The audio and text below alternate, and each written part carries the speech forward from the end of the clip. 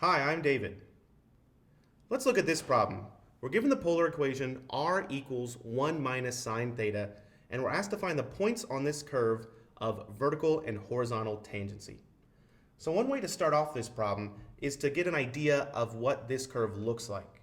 So I've got a sketch right here, but if you don't have a sketch, you could always use a graphing utility. And the first thing you want to do is make sure that your mode is in polar. So you're in polar mode.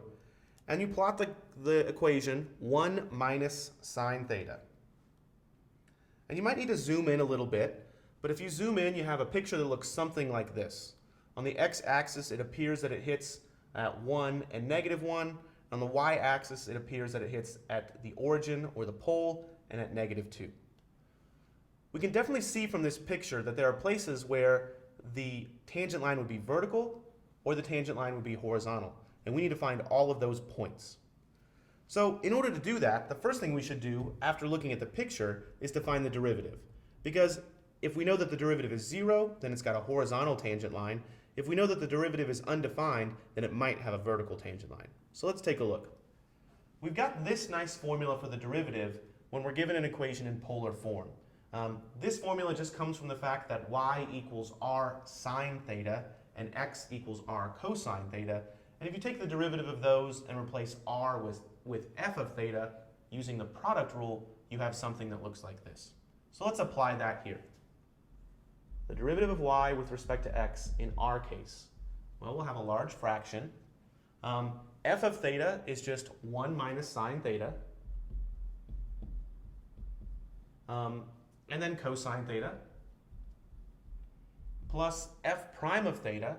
So that's the derivative of this with respect to theta. Well, the derivative of sine theta is cosine theta, but I have a negative right there. So this is negative cosine theta. And then I multiply by sine theta. I've already done all the work in the numerator that I need for the denominator. I have negative f of theta, 1 minus sine theta, times sine theta, plus f prime of theta, which we said was negative cosine theta, times cosine theta. Okay, I should probably simplify that a little bit because I'm going to want to be setting this equal to 0 or figuring out where it is undefined. What can I do here? I see that if I were to bring this cosine theta into this parentheses, I'd have a cosine theta, and then I have a minus sine theta cosine theta. But I already have a minus sine theta cosine theta right here, so I can go ahead and combine both of those to say I've got a minus 2 sine theta cosine theta. I could simplify that further, but let's just leave it like that. The denominator, I can do kind of the same thing. I can bring this sine theta into the parentheses. I'll have a negative sine theta, and then I'll have a minus a negative, so a positive sine squared theta, and then minus cosine squared theta. I might be tempted here to try to simplify sine squared theta minus cosine squared theta, but that does not equal 1. The only way that identity would work is if there were a plus right here. Anyway, this is a fine version of our derivative. So now we need to answer the question, where is the derivative equal to 0, and I have a horizontal tangent line, and where is the derivative undefined corresponding to a vertical tangent line? So let's answer the first part, horizontal. So I'll do a little horizontal labeling here. The tangent line is horizontal if this derivative equals 0. Well, a fraction equals 0 if the numerator equals 0. So I'm really just solving the equation cosine theta minus 2 sine theta cosine theta equals 0. If I can solve this equation, then I know where the derivative equals 0, and that's where this curve might have a horizontal tangent line.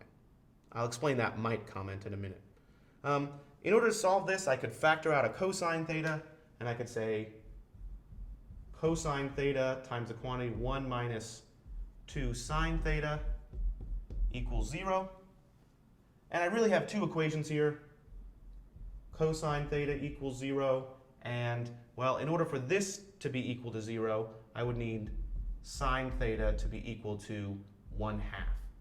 If sine theta is equal to 1/2, I have 1 minus 2 times 1/2, and this parentheses would be equal to 0. We know the values where cosine theta equals 0. That's theta equals pi over 2 and 3 pi over 2. And we know the values where sine theta equals 1/2. That is pi over 6. And in the second quadrant, that would be 5 pi over 6. It looks like we have 4 places where we might have a horizontal tangent line. But if I look at the curve, I'm expecting a horizontal tangent line here. I'm expecting one here, and I'm expecting one here. I'm only really expecting 3 here. Well, the deal is that this pi over 2, if we look at what's happening at theta equals pi over 2, plugged into this equation right here, that would be r equals 1 minus sine of pi over 2. That'd be r equals 0. That's this point right here. It's pretty clear by looking at that point that the tangent is going to be undefined at that cusp, at that corner of the curve. The tangent line is not going to be horizontal or vertical. So I'm actually going to exclude that from my horizontal tangency. I've got a corner in the graph right there in the curve, so there won't be a horizontal tangent line there. But I can figure out these other points. It turns out that this is pi over 6 right here, 5 pi over 6, and 3 pi over 2 down here, and I just need to plug in those points. Well, if I know what theta is, I can figure out what r is. So I'll make a little chart.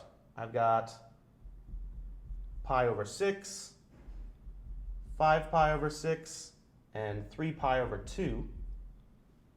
Well, if theta is pi over 6, then r equals 1 minus sine of pi over 6.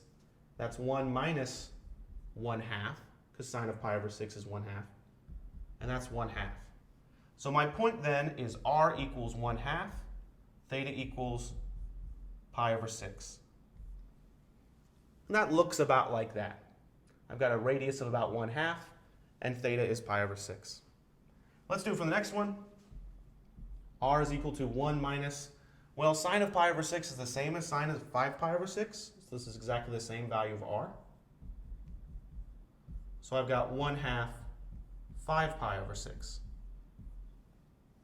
And then finally for 3 pi over 2, I've got r equals 1 minus, well, sine of 3 pi over 2 is -1. So that's 1 minus a -1, which equals 2. So my point in polar coordinates is 2, 3 pi over 2.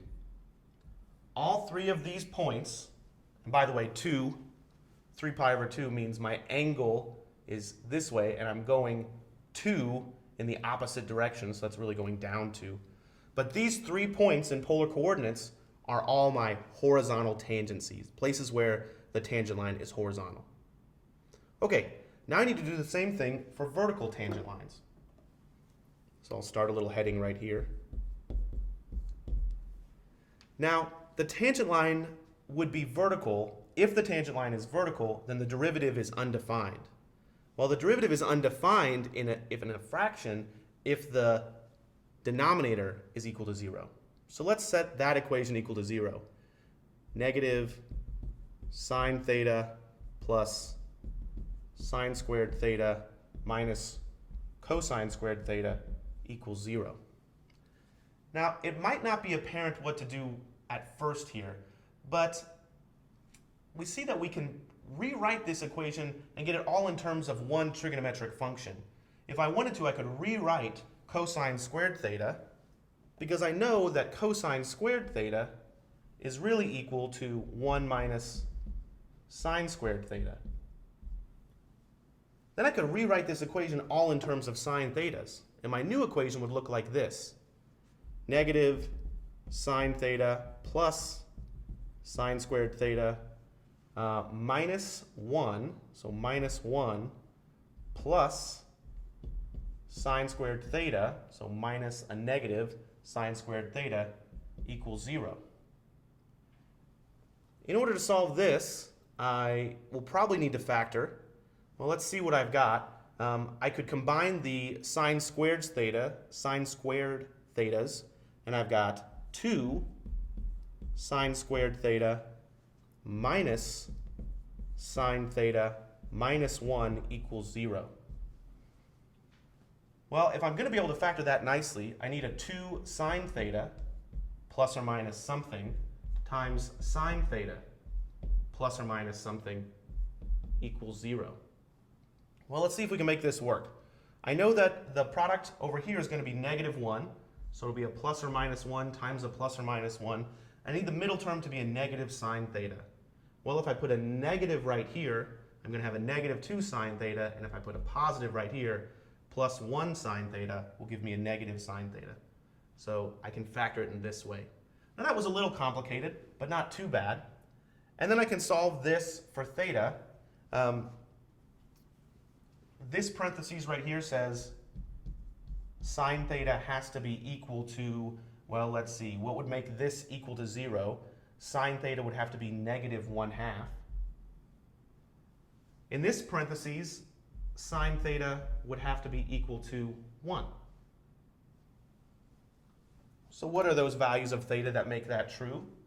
Well, theta could be, where is sine theta negative? That's in the 3rd and 4th quadrant. Since it's going to be 1/2, its reference angle is pi over 6. But in the 3rd quadrant, that's 7 pi over 6.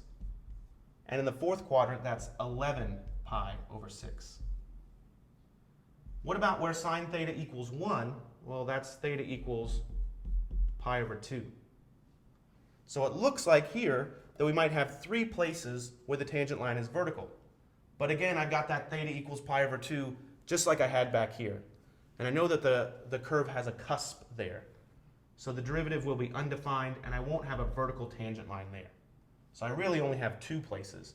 And they are these 2 that I'd expect. This one right here, and this one right here. But the problem, as for the point, I have the theta values, I still need to figure out the r values. So let's do that.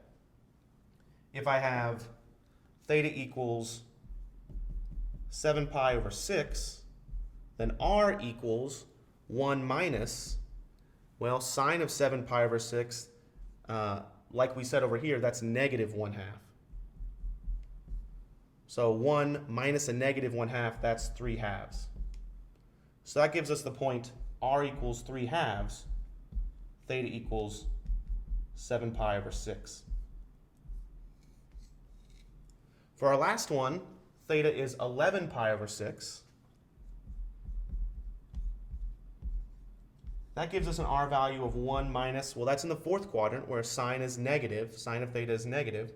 So again, 1 minus a -1/2, or 3/2.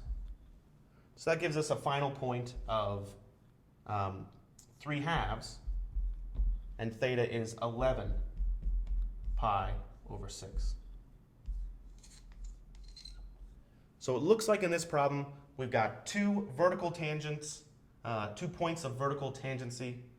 The distance from this origin to this point must be 3/2 here and 3/2 here, with an angle 7 pi over 6 and 11 pi over 6, and that's about what I've got in this picture. So this curve has 3 points of horizontal tangency and 2 points of vertical tangency, and one kind of odd point that I need to consider when theta equals pi over 2. Thanks for watching.